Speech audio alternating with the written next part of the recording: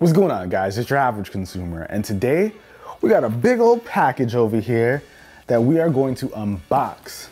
Ain't no secret, you probably saw the title. But let's get to opening this thing up. I got my assistant over here, Miss Cookie Monster. She hasn't had a cut in like 2 months, so don't judge her. She's cute under all that, so don't judge. But we're gonna get inside of this box, so let's do it. You ready for this cookie?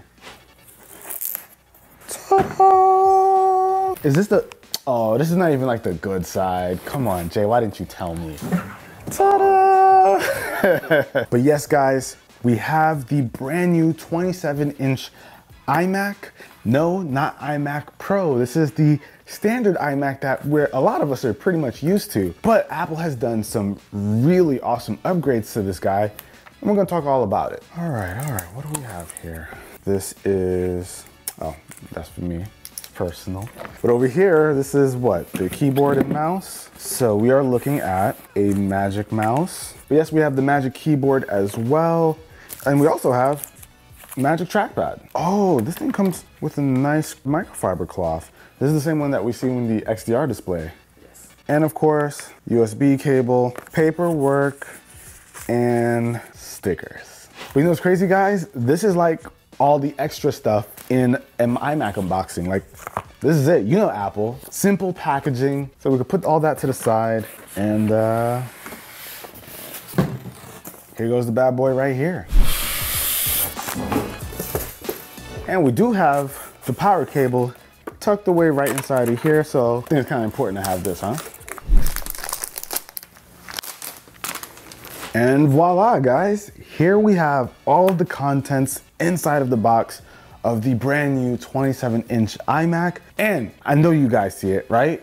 You guys see the screen. That's probably the first biggest change I want to talk about, and that is that nano texture display. This is that 5K display, but with the new nano texture that we've seen with the new XDR display. Now we're going to be seeing that as an option for the 27-inch iMac. And that's dope because this isn't even like the iMac Pro. This is the standard iMac. Now, for those of you who aren't familiar with the nano texture display, basically it kind of works like a matte display. And we're gonna talk about that nano texture display a little bit more in a second, but I wanna get to powering this guy on and going over some of the other changes that you'll find with it. But before we go ahead and power this thing on, in the back, we do have some ports that we gotta talk about. We've got your headphone jack, SD card slot, 4 USB Type A ports, 2 Thunderbolt 3 ports, and of course, an Ethernet port. There's definitely more than enough ports in here.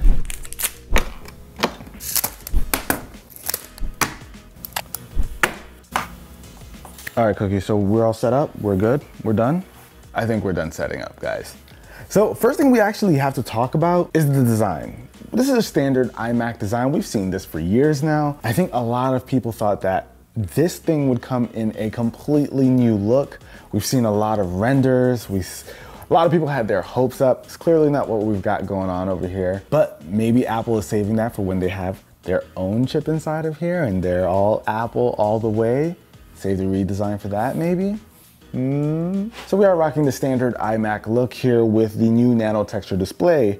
But in terms of the specs that this guy has, so we're looking at a 10-core Intel Core i9 processor clocked at 3.6 gigahertz, 32 gigs of RAM, and what's nice is that these Macs can now go all the way up to 128 gigs. So if you want to go ahead and make this thing a powerhouse of a machine that can just handle pretty much anything you want to throw at it, it's going to be able to be configured up to 128 gigs. And in terms of graphical power, we got AMD Radeon Pro graphics in here with 16 gigs of VRAM. So we got lots of power there. And we're looking at, I guess, let's see, the storage is 1 terabyte. But these iMacs can now go up to 8 terabytes of SSD, and you will no longer find the standard hard drives on these anymore. I think Apple is now officially done with the standard hard drive, so no more slow moving drives. Now, I did mention that this thing is rocking an Intel processor, and chances are this is going to be the last iMac with an Intel processor. So it's a dying breed over here. We do know Apple is going on to the ARM side of things. They're going to be making their own silicon chips. So it's going to be interesting to see how those new Macs perform, considering we have never seen one of Apple's chips in a desktop computer like this. We know that these kind of machines are usually used for bigger tasks whether that's video editing, photo editing, working with audio, you name it, this thing is probably gonna be able to handle it.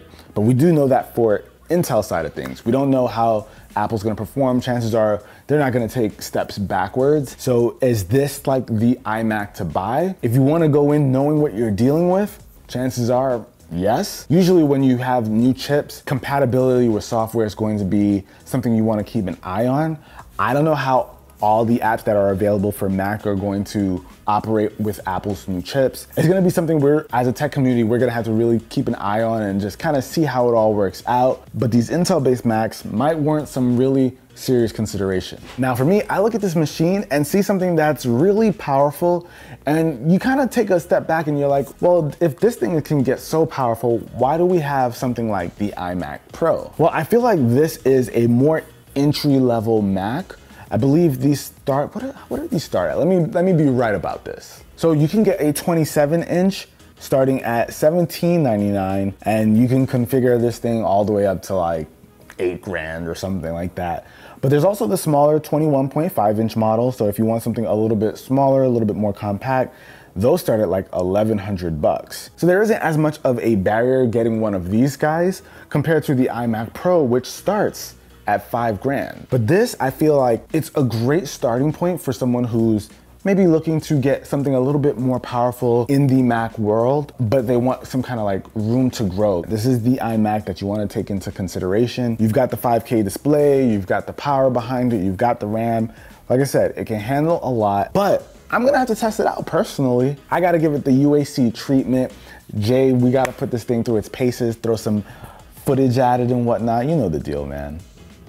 But that is how I view this 27-inch iMac as well as the 21.5-inch. It's gonna be the kind of iMac that you just kind of like have in the home for potentially anybody to use, but it's also gonna be powerful enough to kind of take it to the next level and do something more serious with it if you want. And speaking of the creative side of things, this thing also features Apple's new studio microphones. And we kind of saw those in the new MacBook Pros, like the 16-inch model. We have the same concept here for these mics, so they'll give you super clear quality. I've actually personally used the studio mics on my MacBook Pro to do some voiceover work. Did a little bit of cheating, not gonna lie, and it actually passed just fine. So if you're like caught somewhere without being able to get some really awesome audio, you can definitely use the mics that are built into these. And speaking of audio, Apple actually optimized the speakers here so that you can get better quality out of these. Let's actually open up Apple Music. Jay, give me something to listen to, Jay. Some lo-fi music. Lo-fi? Okay, okay. Safe. If you guys can see Jay's face right now. I can feel the bass. You can feel the bass? Yes. So that's something that Apple actually really worked on. They worked on getting the low ends, and this is actually throughout the entire volume range. So at the lower range, you really get to, you still hear that bass and everything, but at the higher ends of the volume, you start to hear that instrument separation. You start to be able to pick up on sounds that you don't usually hear at the lower end. You start being able to pick them out and you kind of hear everything across the spectrum. Apple has been doing an amazing job when it comes to their speakers, their microphones. So when it comes to audio, these machines, Apple's honestly just crushing it, absolutely crushing it. I definitely feel like they're leading the industry when it comes to those categories. Like I said, they also have the nano texture display in terms of like the creative side. Apple makes like honestly the best panels. They have the best panels on their computers. Color accurate, looks beautiful. With the nano texture display, this is actually something that can be placed just about anywhere in your environment because it does not reflect light. We have so many lights in the man cave all over, and reflections are no joke. So we don't actually have to worry about that here. The light doesn't bounce off of this thing the same way. It's like a matte texture display, but different. So if you still want that nice vibrant display, whether you're doing video editing or photo editing, or you just want to consume content and enjoy it, you're gonna be able to do that just about anywhere you want in the house. But can we talk, scared cookie, but can we talk about the biggest upgrade? That 1080p camera, guys. It is now rocking a 1080p webcam. And this is like the right time to do this, right? Because with COVID going on and people are stuck at home, spending hours and hours on video conference calls, it is finally time we see an upgraded webcam. So, you know what this means. This is great for the iMac, but I'm looking at MacBook Pros next year, iMac Pros next year. I'm expecting all the things to get the 1080p webcam. And thanks to the T2 chip that's inside of this, that's the chip that allows you to say, hey Siri. It controls a lot of different functions within the Mac. Sorry Siri, stop listening please. But with that T2 chip, the camera is optimized to detect your face, so when you're on a video conference or you're just using FaceTime or anything like that, it's gonna be able to handle different lighting situations better, so you overall just look a lot better. So that is something we've been waiting for forever, and it is finally here. I think with this, we are going to be beginning to see this thing spread throughout multiple devices, at least I hope so. It's going to definitely change the game for MacBook users and iMac users. That's it, right? But all jokes aside, I am definitely happy to see the upgrades that we've got here. Of course, Jay and I will be testing this thing out. We're gonna put it through its paces, give it the UAC treatment, like I said. But what do you guys think? Are you disappointed that we didn't see a refreshed design, something with smaller bezels and all the stuff that we've seen on those renders and images online? Let me know with a comment down below. Since this is probably like the last Mac that we're going to be seeing with an Intel processor, is this the one that you're gonna be scooping up before it all goes? Let me know with the comment below. I wanna know what you guys think. But I think that about wraps it up for this video. If you guys enjoyed it, be the cool guy or girl that gives it a thumbs up. And we'll catch you guys in the next one. Till then, it's your average consumer. Peace. Let's put on some more music.